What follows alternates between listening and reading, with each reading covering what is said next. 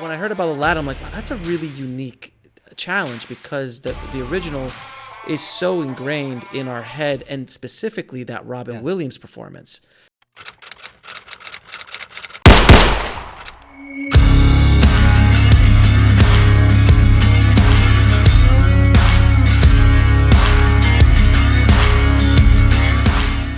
How did you tackle that remake? Like, how did you go into that process knowing that there's this shadow? I'm sure Will Smith had the same problem. The shadow of that Robin Williams was casting on a project, at least from my point of view.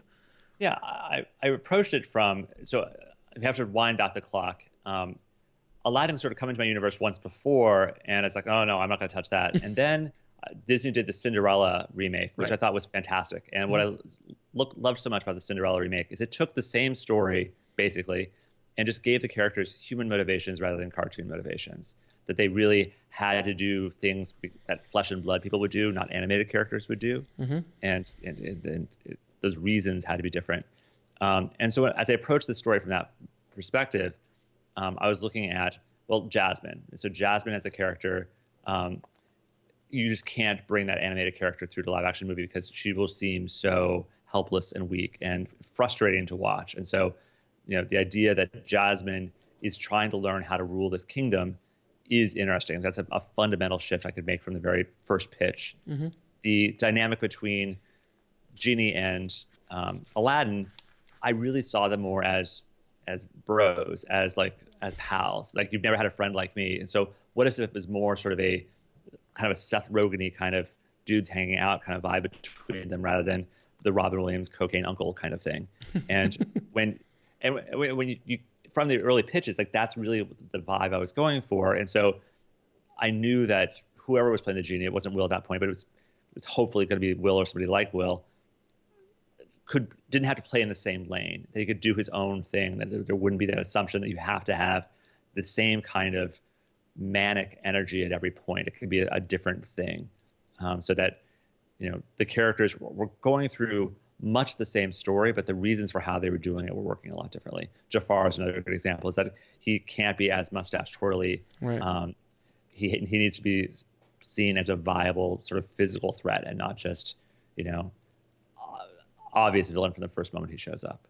Right, exactly. And that's what makes a good antagonist, generally speaking, is not the twirling mustaches shouldn't really be what we write anymore.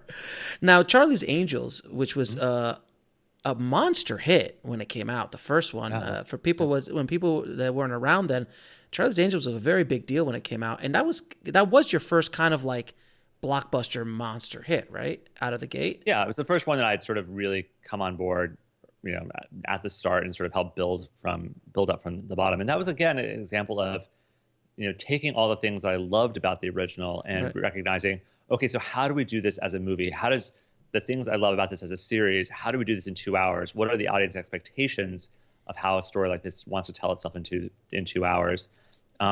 Probably that and Big Fish sort of rival each other for the most difficult things I've written, because in Charlie's Angels, you have 3 protagonists, each of whom need their own plot lines, their own personal plot lines. You have a villain, you have a twist, you have all the sort of normal action comedy things that need to happen. So every scene has to do a lot of work to service very many things. And so making that all work together and the puzzle pieces fit was really tough. But we approached it mostly from a sense of, what do we want this movie to feel like? And so I really wanted to get that sense of being incredibly proud of the girls for sort of what they've done, which you don't think about in an action movie. But these women are really, really good at what they do, but they're giant dorks when they're off the job. And so that's what makes them feel human and relatable, is that they are, they're goofy and flawed in ways that you can sort of key into. They're not perfect. Yeah, like you don't want to have a beer with Rambo, like generally speaking. No. I mean, and comedies are never about cool people. Comedies are about dorks. And so we had to find a way that they could be great at their job, but also be dorks, off the job.